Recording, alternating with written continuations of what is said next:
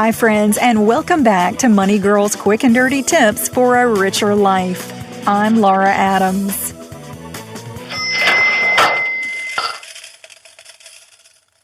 We're getting closer to the new year, and you know what that means. It's time to make some resolutions to improve your personal finances next year.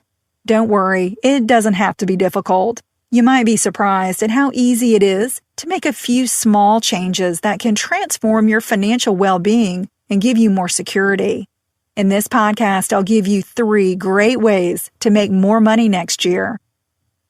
There are 3 basic financial strategies that you can use to make more money in the new year. Number 1, increase your income by managing your career more proactively. Number 2, earn more interest by managing the money you already have more efficiently. And 3, invest more by refining your spending plan and cutting your expenses. Those sound pretty generic, so let's get more specific about each strategy so you can apply them to your situation. Even in today's tough job market, one of the best ways to increase your income is to ask for a well-deserved raise or promotion. You may be working longer hours to cover for laid-off employees and could have picked up some new skills along the way. Compare what you're making to average salaries or wages in your field, and don't be timid about speaking to your boss if you believe that you should earn more. Discuss what you've accomplished for the company and remind your employer about the value you bring due to your education, industry experience, personal connections, or time on the job, for instance. If discussing a raise with your boss feels a little awkward, just remember how beneficial it can be for your financial future. Here's what I mean. If you negotiate an additional $3,000 per year, that's an extra $60,000 over the next 20 years. If you invest the additional income in a retirement account, like a 401k or an IRA, and earn 7% on average each year, your raise would swell to $123,000. Having more income also allows you to collect bigger Social Security checks every month after you retire.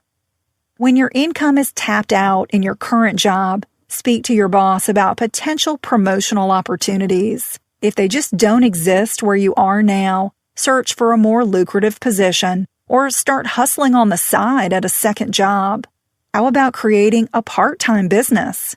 Consider what skills you have that other people need, like house painting, computer work, pet sitting, tutoring, music lessons, yard work, writing, shopping, house cleaning, bookkeeping, and so on. Becoming a part-time entrepreneur is a fantastic way to earn more and could even lead to full-time work that you're really passionate about. However, you might be relieved to know that you don't have to work multiple jobs in order to make more money next year.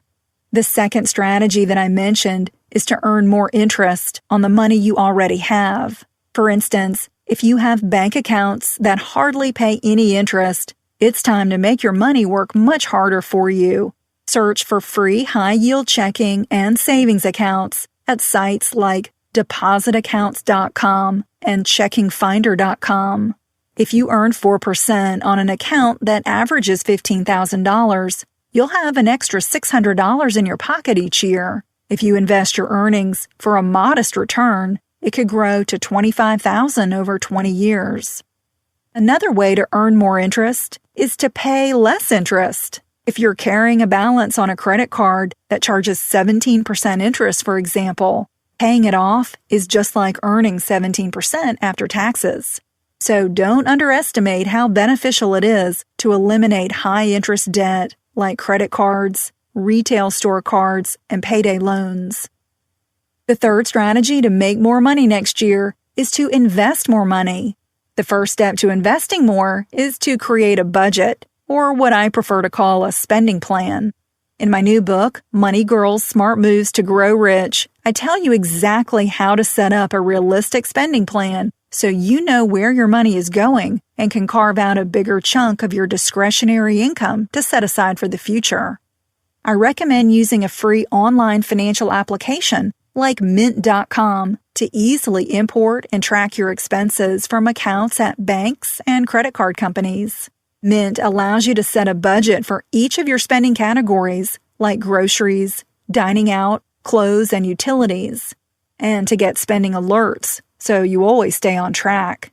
A smart move is to invest at least 15% of your income for the future, so make a resolution to pump up your savings rate. Even boosting contributions to a retirement account by 1% each year is a savvy habit that will really pay off over time. If you use each of the 3 strategies that I discussed to earn more income, to earn more interest, and to invest more discretionary income, you'll have what it takes to really get ahead and build serious wealth for your future financial security. As I mentioned at the top of the show, I'm giving away a free special edition ebook called Smart Moves to Deal with Your Debt. It's loaded with great ways to attack your debt no matter how much you owe. It'll help you assess your financial situation, learn which debts to pay down first, negotiate with creditors, boost your credit score, and lots more. Download it from Amazon.com, Barnes & Noble, or in the Apple iBook store.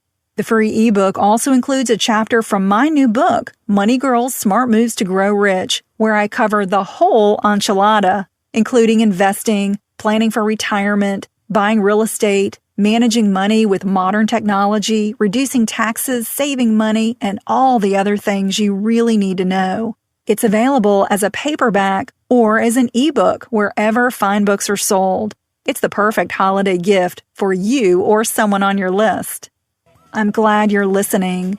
Cha-ching! That's all for now, courtesy of Money Girl, your guide to a richer life.